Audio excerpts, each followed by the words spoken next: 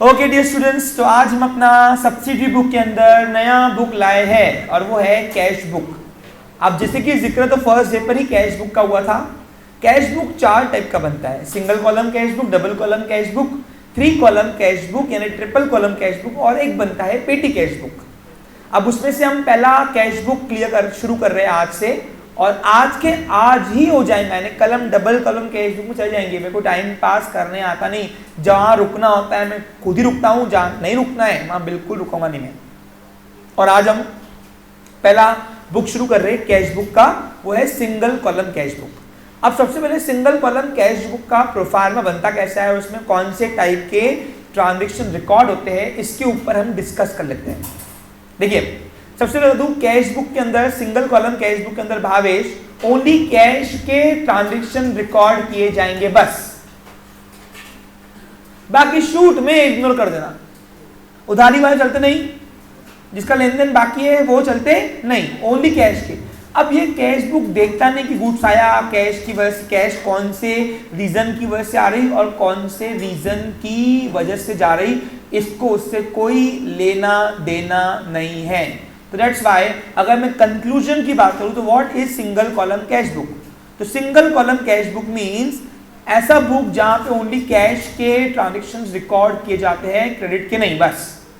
अब उसमें गुड्स बेच रहे हो, नोटा आ रही, एसिड बेच रहे हो, नोटा आ रही, माल परचेस कर रहे हो, नोटा जा रही, अपने को कुछ नहीं, अपने को तो 2 ही चीज देता, नोटा आ रही, नोटा जा रही, नोटा आ रही डेबिट, नोटा जा रही क्रेडिट, बस।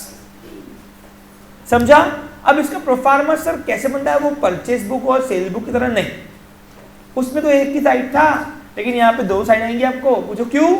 बिकॉज याद करो जब हमने एंट्री की है, परचेस ऑलवेज है, कभी क्रेडिट देखा है हमने, लेकिन कैश तो डेबिट भी होती है और क्रेडिट भी होती है। दैट्स व्हाई कैश बुक का प्रोफार्मा थोड़ा अलग बनता है। वो कैसे बनता है मैं आपको डिस्प्ले कर रहा हूं, देख लीजिए, आपको दिख रहा होगा स्क्रीन पर।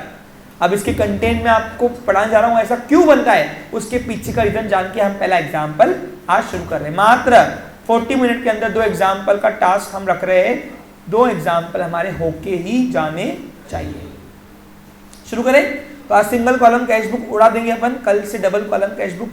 और डबल कॉलम कैश बुक में कॉन्ट्रा एंट्रीज तकलीफ देती है, सिंगल कॉलम बुक में नहीं आता है कॉन्ट्रा एंट्री। अब कॉन्ट्रा एंट्री होता क्या है सब बताया जाएगा आपको।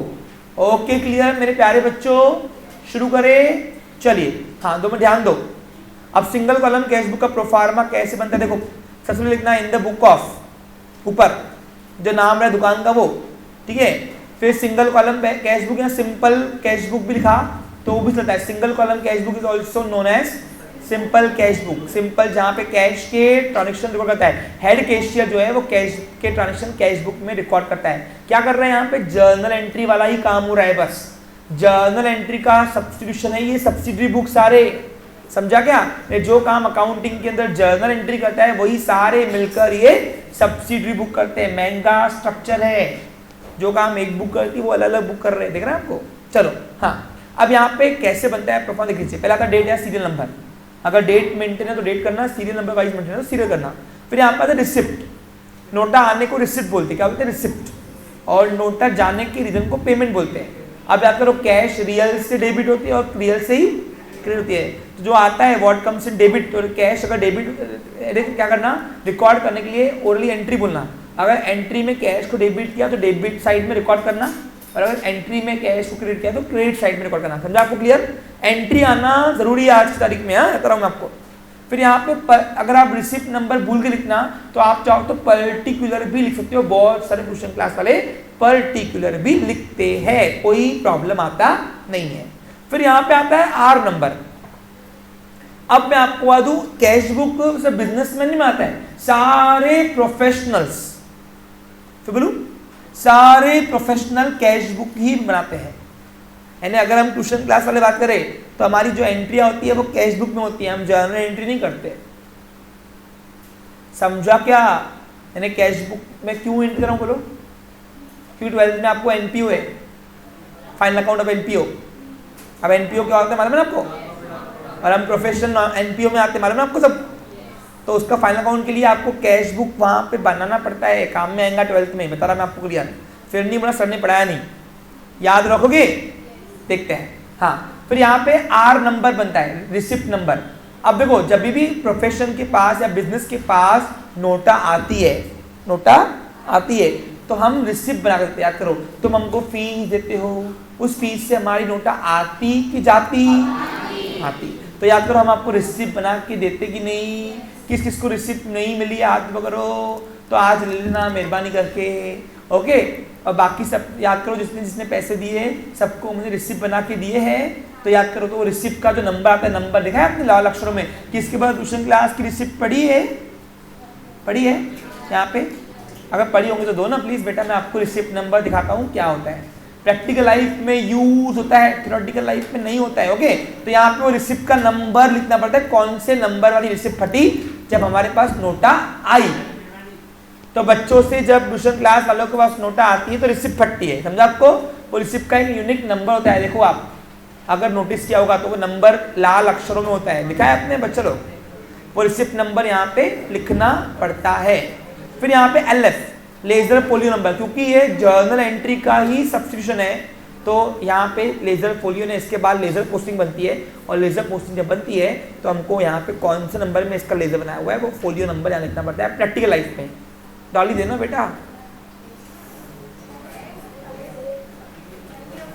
हाँ, ये देखो, ये रिसिप्ट ऐसे फटती है ऑर्गेनाइजेशन, दिख रहा है आपको बच्चे लोग? बाकायदा रेवेन्यू स्टैम्प भी लगाया था, देखो मैंने ना। और यहाँ पे ऊपर देखो 9, ये देखो, दिख रहा है? नहीं दिख रहा है? दिखा था ना, टेंशन ले लो। देखो,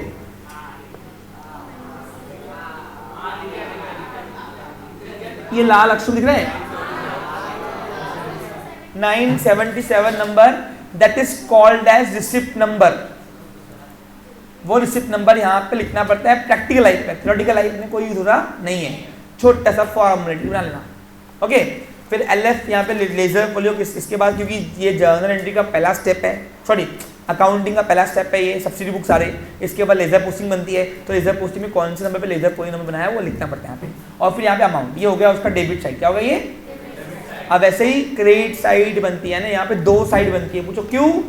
क्योंकि एंट्री में कैश डेबिट भी होती है और क्रेडिट भी होती है। तो बिजनेस में कैश कभी डेबिट भी होंगी कभी, लेकिन never have credit balance. Cash entry में डेबिट होंगी लेकिन कैश का कभी क्रेडिट बैलेंस नहीं आता है, मैंने आपको पढ़ाया हुआ है। Cash never have, cash either debit balance either zero balance, but never have credit balance. ठीक है, तो यहाँ पे डेट, यहाँ सीरियल नंबर लिखना, फिर क्रेडिट साइड में भी सेम। फिर यहाँ पे आता है पेमेंट। अब जब नोटा जाती है तो पेमेंट में रिकॉर्ड होता है, क्योंकि नोटा जाती है तो व्हाट गोज आउट, क्रेडिट कर लो तैयार करो। तो कैश जाएंगी तो पेमेंट साइड में उसका रीजन यहाँ पे रिकॉर्ड करना पड़ता है। और फिर यहाँ पे फटता है वाउचर। अब वाउचर दिखने में कैसा लगता है आपको बताऊं बच्चा लोग? एट लास्ट ट्यूशन के बाद रुक के बताऊंगा मैं आपको एक्चुअली क्या होता है। देखो, अभी तुम्हारे ट्यूशन क्लास में जब पैसा आता है तो रिसिप्ट फटती है, लेकिन याद करो जब तुम्हारी टीचरों की सैलरी क्या देते हम, तो उसमें वाउचर फटते। क्या फटते हैं? फटता नहीं, वाउचर वाउचर बुक होती है, उसमें रिकॉर्ड करना पड़ता है, साइन देने पड़ते हैं उनको कि हाँ हमने सैलरी रिसीव किया, ये मैंने की। तो सारा पेमेंट का लेखा जोखा वाउचर बन के ही फटता है, उसमें सामने वाला साइन करता है कि हाँ पेमेंट जाने का ये सोर्स है। तो वाउचर नंबर क्या लगोगे आज बात, इन्हें नोटा आएंगी तो रिसिप्ट फटती है, और जब नोटा जाती है तो वाउचर, हाँ वाउचर फटता नहीं, वाउचर में सब रिकॉर्ड होता है एंट्री। Okay clear?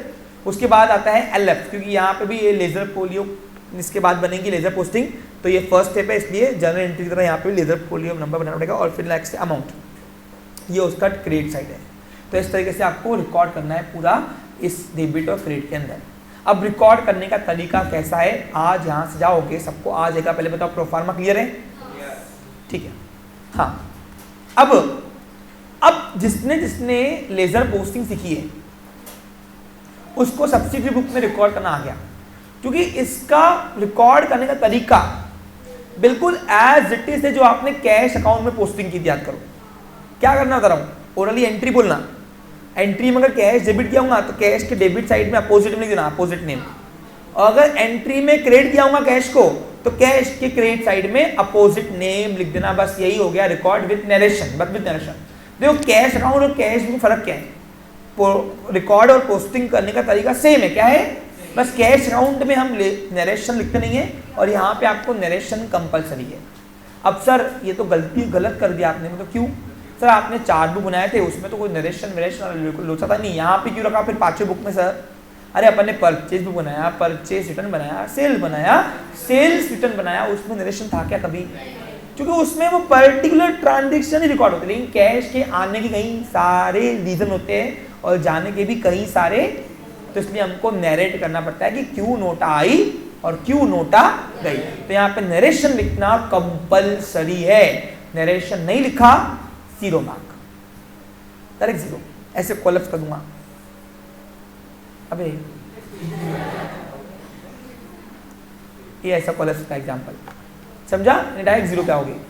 तो आपका अगर सब्जेक्टिव पैटर्न में टेस्ट रही और 10 मार्क का आपको कैश बुक आया, सिंपल कैश बुक आया, कोई भी कैश बुक आया, नरेशन कंपलसरी लिखना है, क्योंकि ये मिक्स के ट्रांजेक्शन रिकॉर्ड करता है। क्योंकि नोटा आने के रीजन कई सारे हैं और नोटा जाने के भी, तो कौन सा रीजन नोटा आया गया वो बीइंग लिख के नीचे चिपका देना।